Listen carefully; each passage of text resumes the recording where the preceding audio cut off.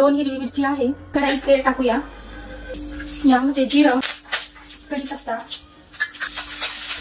दळलेली मिरची घालायची आहे। 1 वाटी रवा आहे, 2 वाटी पाणी घालूया। भरपूर अशी कोथिंबीर घालूया, चवीनुसार मीठ। छान आपल्याला हे पाणी उकळून घ्यायचं आहे। पाण्याला उकळी आलेली आहे, यामध्ये आपल्याला रवा घालायचा आहे। रवा घालून आपल्याला छान हे शिजवून घ्यायचं आहे।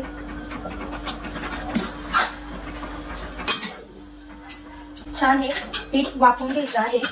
पीठ छान वाफलं आहे, गॅस बंद करूया। आता आपल्याला पीठ घ्यायचं आहे, हे गोळा गोल करत जायचा आहे। पाण्याचा वट करायचा आहे आणि वडा तयार झाला आहे। सगळे वडे बनवून तयार झालेले आहे। बघा किती सुंदर असे वडे बनवले गेले आहेत। कढईत तेल तापवलं होतं, तेल छान तापलं आहे। आता आपण वडा सोडूया।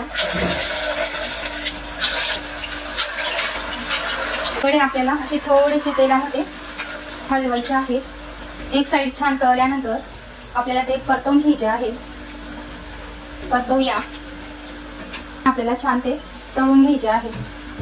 वडे आपल्याला छान कुरकुरीत असे तळून घ्यायचे आहेत। एकदम मस्त असे गोल्डन ब्राउन झालेले आहेत, तळलेले आहेत। आता आपण हे काढून घेऊया। बघा किती सुपर असे तळले गेलेले आहेत। छान असे सुंदर असे वडे तयार झाले आहेत।